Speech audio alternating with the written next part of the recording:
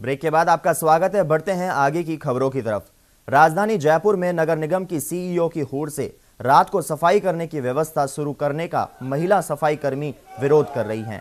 इनका कहना है कि रात को सफाई व्यवस्था लागू होने से देर रात वापस घर जाने में उन्हें मुश्किलों का सामना करना पड़ेगा। लिहाजा व्यवस्था लागू करने से पहले उनसे एक बार विचार विमर्श किया जाना चाहिए था।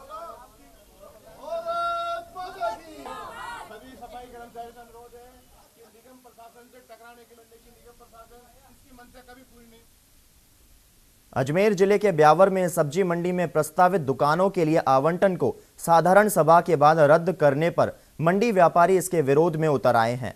व्यापारियों ने इसे लेकर मंडी सचिव के खिलाफ मोर्चा खोलते हुए उपखंड अधिकारी को ज्ञापन दिया। व्यापारियों का कहना है कि क्षेत्रीय विधायक शंकर सिंह रावत के दबाव में आकर मंडी प्रशासन ऐसा कर रहा है।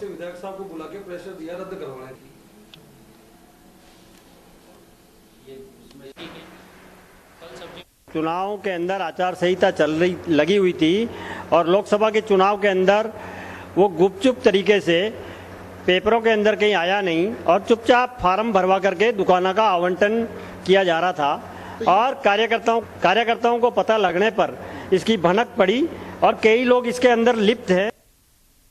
उदयपुर और कोटा में कथित अभ्यंतरा के चलते रेजिडेंट डॉक्टरों ने हड़ताल कर रखी है, जिसके बारे में जयपुर रेजिडेंट डॉक्टर्स एसोसिएशन यानी जाड़ के प्रतिनिधि मंडल ने चिकित्सा मंत्री राठौड़ से मुलाकात कर रेजिडेंट डॉक्टर्स की समस्याओं के बारे में बातचीत की।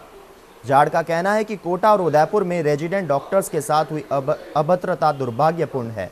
ऐसे में उन पर भी हड़ताल का दबाव बन रहा है, लेकिन यदि सरकार पुख्ता कार्रवाई करती है तो इसे टाला जा सकता है।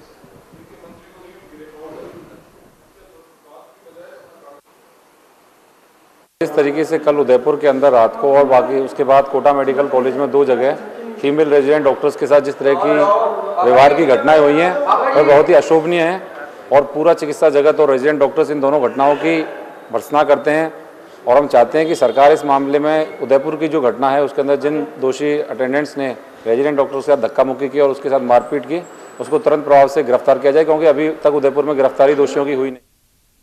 धौलपुर के पंजूपुरा गांव में पोषाहार में छिपकली मिलने से 20 से अधिक बच्चों की तबीयत बिगड़ने के मामले में सरकार ने कई कर्मचारियों को निलंबित कर दिया है। वहीं ठेकेदार के खिलाफ मामला दर्ज कराया गया है।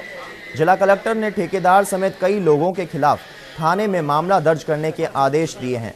वहीं लापरवाही बरतने के आंगनबाड़ी सहायिका, आंगनबाड़ी कार्यकर्ता, सुपरवाइजर को तुरंत प्रभाव से निलंबित कर दिया गया है। वहीं बाड़ी सीपीओ के खिलाफ विभागीय जांच के आदेश जारी किए गए हैं। आपको बता दें कि आंगनबाड़ी केंद्र में दलिया परोसा जा रहा था कि एक बच्चे की थाली में मरी हुई छिपकली मिली, जिससे केंद्र में हड़कंप मच गया। वहीं कई बच्चों ने फूड पॉइजन के भी लक्षण देखे गए। सभी बच्चों को कंचनपुर अस्पताल में भर्ती करवाया गया था, जहां सभी की हालत फिलहाल खतरे से बाहर बताई जा रही है।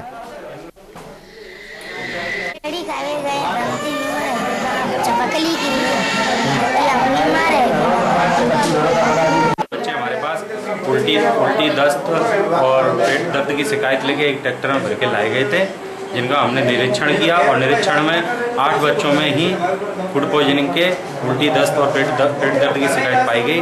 उनको हमने तुरंत भर्ती करा दिया और उच्च अधिकारियों को सूचित कर दिया। उसके बाद बाड़ी से शिशु रोग विशेषज्ञ डॉक्टर मेनीराम मीणा और कनिष्ठ विशेषज्ञ मेडिसिन डॉक्टर सुरेश मंगल यहाँ बच्चों के उपचार हेतु आ चुके हैं और उन्होंने अपनी जो विशेषज्ञ सेवाएं बच्चों को प्रदान करी है। CMHO साहब, ब्लॉक CMHO साहब और कलेक्टर साहब भी। श्री गंगानगर जिले में दिन दहाड़े एक बदमाश ने शराब के लिए सेल्समैन पर चाकू से हमला कर दिया। दरअसल मामला 2 दिन पहले का है। शहर के शिव चौक पर 2 युवक शराब की दुकान पर पहुंचे और उधार में शराब मांगी। सेल्समैन ने शराब देने से इनकार किया तो युवकों ने फोन कर अपने साथी को बुला लिया। हाथ में चाकू लेकर आया आरोपी युवक काउंटर पर चढ़ा और सेल्समैन को चाकू मारकर फरार हो गया। पूरा मामला सीसीटीवी में कैद होने के बावजूद अब तक पुलिस आरोपियों को गिरफ्तार नहीं कर पाई है। 2 आदमी आए पहले मोटरसाइकिल लेके, उधार मांगी, उधार दी नहीं। उसके बाद में फ़ोन करके एक ने को बुलाया। उसके बाद में सिर्फ पता ही नहीं, चाकू फ्रिज पे बैठा एक आदमी और चाकू मार के चला गया। ठेके पे सेल्समैन ने था, उसके को 2 लड़के आए, उसने उधार शराब मांगी शराब मांगी तो उसने मना कर दिया। उन्होंने फ़ोन करके कोई आदमी बुलाए तो एक लड़का आया। आते ही जो उसकी छलांग लगा के काउंटर पे बैठ के और सीधा चाकू उसके गर्दन पे वार कर दिया। पुलिस द्वारा फुटेज लिए जा रहे हैं, जांच चल रही है। राजधानी जयपुर के जगतपुरा आरटीओ ऑफिस में एसीबी टीम ने औचक निरीक्षण कर दस्तावेज खंगाले। इस दौरान एसीबी की कार्रवाई को लेकर आरटीओ कार्यालय में हड़कंप मच गया। निरीक्षण के दौरान एसीबी टीम को आरटीओ ऑफिस में कई अनियमितताएं मिली। कैश काउंटर पर वाहनों की फिटनेस और टैक्स के करीब 5 लाख रुपए की पर्चियां कटी हुई पाई गई, लेकिन काउंटर पर नकदी करीब 4,76,000 ही मिली। ऐसे में करीब 24,000 रुपए कम मिलने का जवाब आरटीओ ऑफिस के कर्मचारी नहीं दे पाए।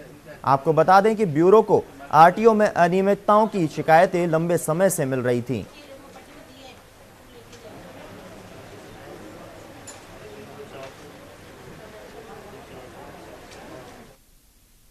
अदालतों में 365 दिन काम को लेकर राजस्थान हाईकोर्ट के वकीलों और काउंसिल ऑफ राजस्थान ने इसे अव्यवहारिक और असंवैधानिक करार दिया है।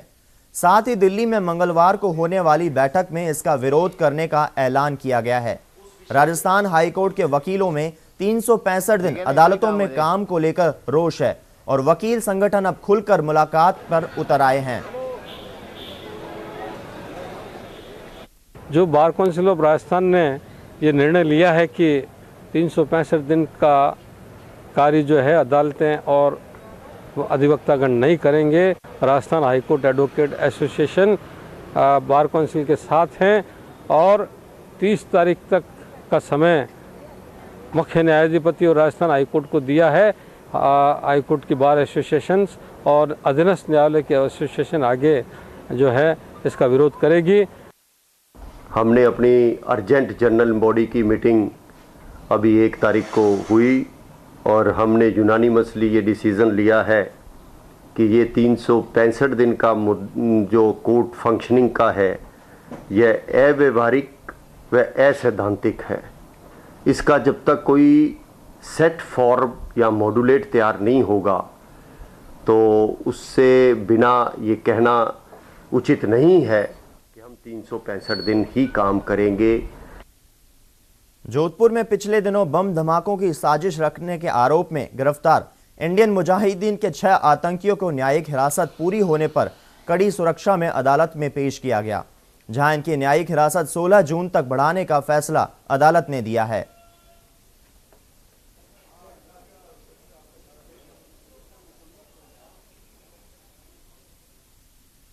नागौर के खेड़ गांव के पास एक ट्रक और क्वालिस कार की भिड़ंत में एक ही परिवार के 5 लोगों की मौत हो गई।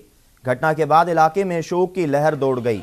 जानकारी के मुताबिक ये परिवार धार्मिक स्थल की यात्रा कर लौट रहा था कि ट्रक ने टक्कर मार दी, जिससे 2 सदस्यों की मौके पर ही मौत हो गई, जबकि 3 सदस्यों की अस्पताल में मौत हो गई।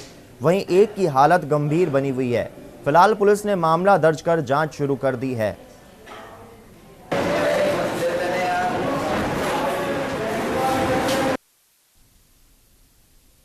जयपुर में माणक चौक इलाके में पुलिस ने बड़ी कार्रवाई करते हुए 2 शातिर चोरों को गिरफ्तार किया है। इनके कब्जे से करीब 2 लाख रुपए की ज्वेलरी भी बरामद की गई है।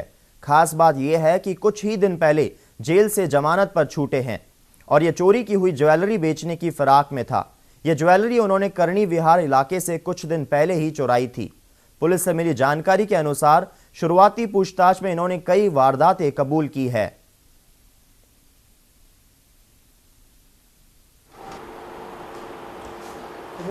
आज जरिए मुखबिर सूचना मिली थी कि 2 व्यक्ति बड़ी चौपड़ पे संदिग्ध अवस्था में घूम रहे हैं और चोरी का माल बेचने की फिराक में। इसी सूचना पर मैं अपने थाने के जाब्ते के साथ पहुंचा और इन दोनों व्यक्तियों को घेराबंदी करके पकड़ा।